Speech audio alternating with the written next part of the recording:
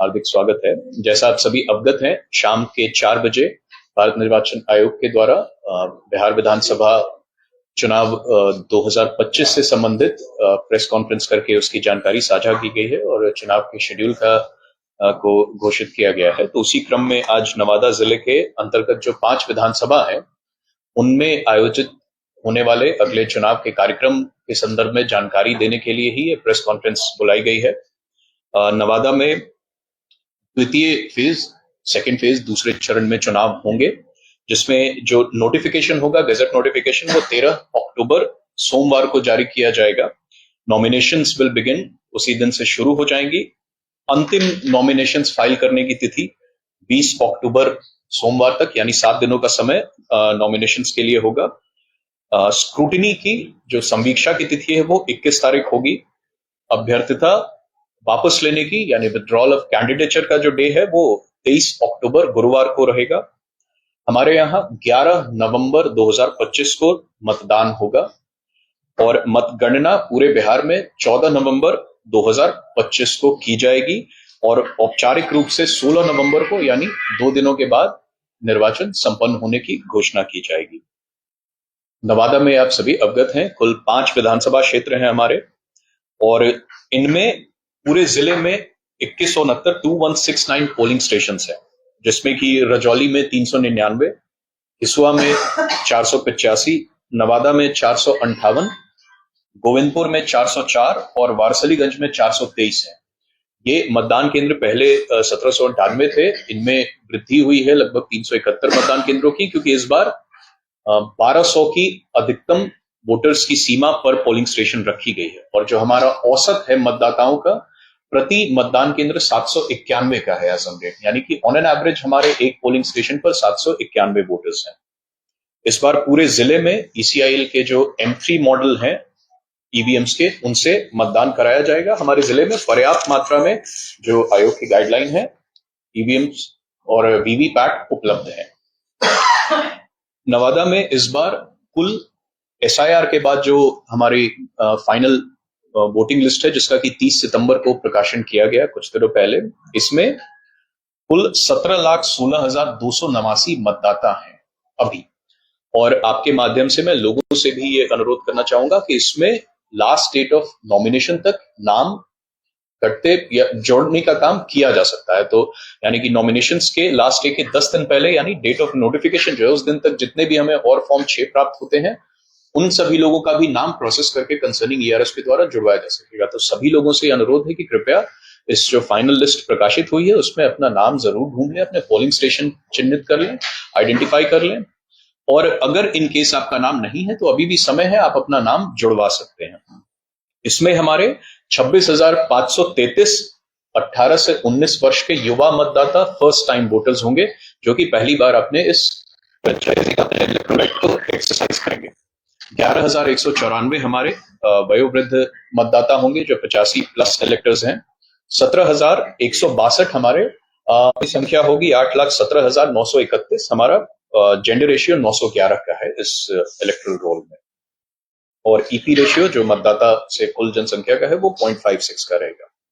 अब आज हम लोगों ने जस्ट ये प्रेस कॉन्फ्रेंस के पहले मैंने और SP साहब ने जॉइंटली सभी हमारे BDOs, CEOs, SHOs के साथ बैठक की है वीडियो कॉन्फ्रेंसिंग के माध्यम से, क्योंकि अभी चुनाव की घोषणा होते ही पूरे जिले में आचार संहिता इफेक्टिवली इंप्लीमेंट हो जाती है। तो आचार संहिता का अब सख्ती से अनुपालन कराया जाएगा, चाहे वो लाउड स्पीकर से संदर्भ में हो, इलेक्शन कैंपेन के संदर्भ में हो, डिफेसमेंट ऑफ पब्लिक प्रॉपर्टी की हो, या और भी इन जनरल किसी भी लॉ एंड ऑर्डर के मसले का हो, चुनावी सभाओं से रिलेटेड हो, किसी भी तरह का हो।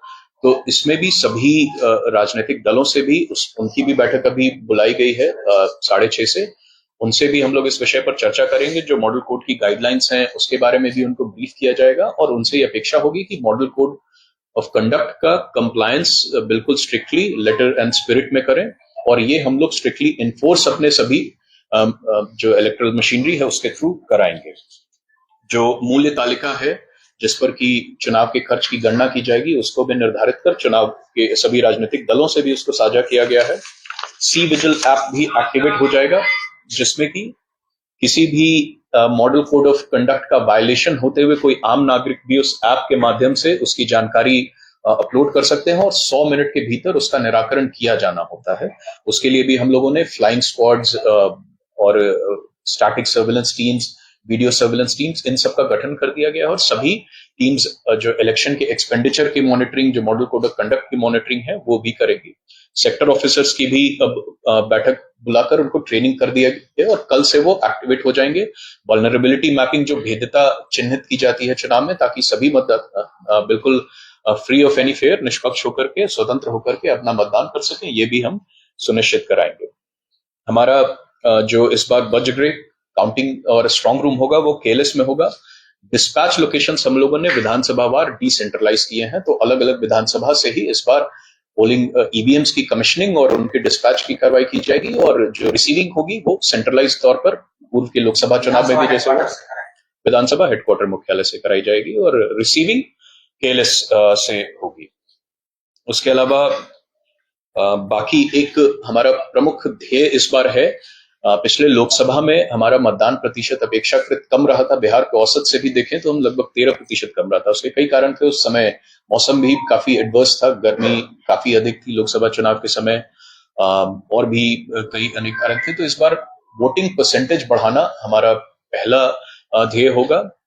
इसके लिए सभी मतदान केंद्रों पर एएमएफ की व्यवस्था की जा रही है। हम लोग स्वीप कार्यक्रम के तहत इसका प्रचार प्रसार अच्छे से कराएंगे। स्वीप के तहत जो भी इंस्टीट्यूशंस बने हैं, जैसे चुनाव पाठशाला है, कॉलेजेस में इलेक्ट्रल लिटरेसी क्लब्स बने हैं, इन सब के माध्यम से भी हम मतदाताओं को तक पहुंचने की कोशिश करेंगे। और सबसे अच्छी बात है कि इस बार जो अगर अधिक मतदाता होते थे एक मतदान केंद्र पर तो समय अधिक लगता था, लाइन भी अधिक लगनी पड़ती थी। इस बार वो सीमा भी काफी कम कर दी गई है। मतदान केंद्रों में भी काफी वृद्धि हुई है, तो मतदान केंद्र और नजदीक भी आए हैं और साथ साथ में उन पर जो क्यू होगा वो भी लोगों की भी संख्या कम होगी, तो इसलिए लोग और भी कन्वीनियंट फील करेंगे पोलिंग स्टेशन में जाने में। तो हम लोग एक्सपेक्ट कर रहे हैं कि इस बार हम लोग निश्चित रूप से पिछले बार लोकसभा चुनाव से काफी बेहतर हमारे जिले का ओवरऑल वीटीआर होगा और इसमें सभी मीडिया के बंधुओं से भी ये अनुरोध होगा कि आपके माध्यम से भी इसका और प्रचार प्रसार किया जाए। खासतौर पे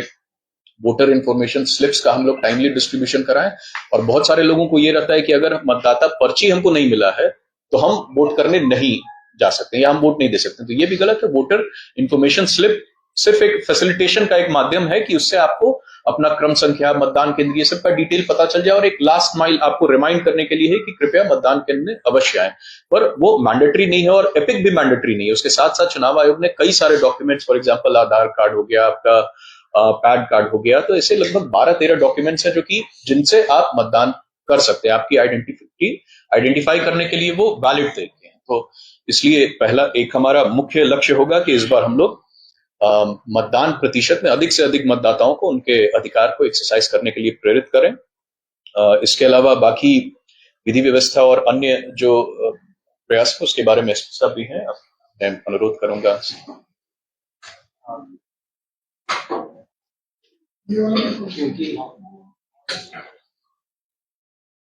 क्योंकि लॉ एंड ऑर्डर, विधि व्यवस्था एक अहम पहलू रहता है हर चुनाव का, तो उसी के आलोक में क्या तैयारियां अभी तक हमारे द्वारा की गई है उसकी एक संक्षिप्त विवरणी जो है आपके साथ शेयर करेंगे। क्योंकि नवादा जिला जो है वो करीब 124 किलोमीटर बॉर्डर शेयर करता है कोडरमा और गिरिडीह के साथ, तो इंड्यूसमेंट्स का जो है वो स्कोप रहता है, चाहे वो शराब हो, एनडीपीएस हो, अन्य प्रलोभन जो है वो वोटर्स को देने का स्कोप रहता है। इसी के आलोक में करीब 44 चेक पोस्ट जिसमें एसएसटीज रहेंगे, इंट्रा जो स्टेट चेक पोस्ट रहेंगे, इंटर स्टेट चेक पोस्ट 5 रहेंगे, 37 जो है वो इंटर डिस्ट्रिक्ट चेक पोस्ट रहेंगे और 2 जो है वो इंटर डिस्ट्रिक्ट चेक पोस्ट रहेंगे।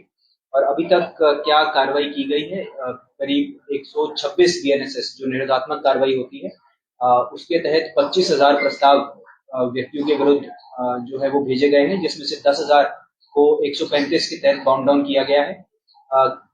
275 सीसीए 3 जो जिला बदर की कार्रवाई होती है उसके प्रस्ताव जो है वो डीएम ऑफिस में भेजे गए हैं, जिसके आलोक में करीब 199 प्रस्तावों पे जो निर्णय लेके उसमें जिला बदर का आदेश भी निर्गत कर लिया गया है। 2 सीसीए 12 के प्रस्ताव जो कि प्रिवेंटिव डिटेंशन होता है, उसको पटना हाई कोर्ट की एडवाइजरी बोर्ड द्वारा उसको अप्रूव कर दिया गया है। एक और प्रस्ताव भी भेजा गया है।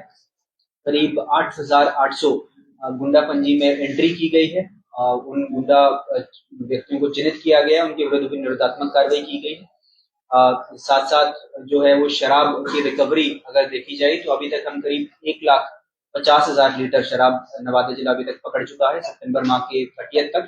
और इसी के आलोक में हम कार्रवाई करते रहेंगे और हम लोग को कॉन्फिडेंस है कि हम अच्छे से कमीशन की गाइडलाइंस के आलोक में और एज पर लॉ हम इलेक्शंस कंप्लीट कर रहे हैं। दो तीन और जो इस बार चेंजेस होंगे, एक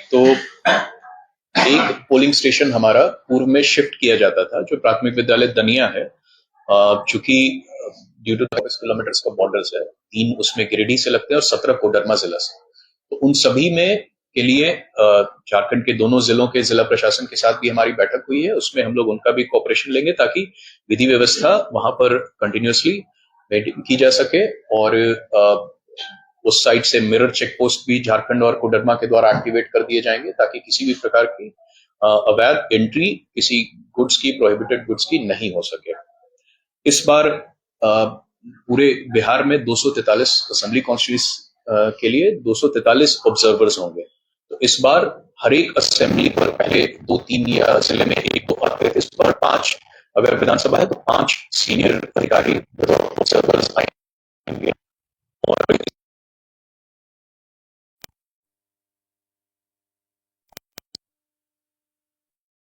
मिन्यूट मॉनिटरिंग होगी और लोगों के पास भी एक होगा फोरम कि वो अपने ऑब्जर्वर्स को भी अपने एक्सपीरियंसेस शेयर कर सकते हैं। इस बार पोलिंग स्टेशंस पर ईसीआई के ही डायरेक्शंस के आलोक में मोबाइल फोन्स रखने की भी व्यवस्था की जा रही है, क्योंकि मोबाइल फोन्स लोग लेकर तो जाते हैं पर वहां पर अंदर पोलिंग स्टेशन बूथ में ले जाने की अनुमति नहीं होती है। तो इस बार मोबाइल फोन्स को जमा कराने की व्यवस्था भी बूथ पर ही की जाएगी। मुख्यतः यही बातें हैं। अभी 163 के तहत मॉडल कोड ऑफ कंडक्ट का भी अनुमंडल पदाधिकारियों के स्तर से निषेधाज्ञा जारी की जा रही है, उसका भी बहुत सख्ती से अनुपालन कराया जाएगा, उसके वायलेशंस के अगेंस्ट भी विधिक कार्रवाई की जाएगी। एक सवाल है, नॉमिनेशन कहाँ लीजिएगा?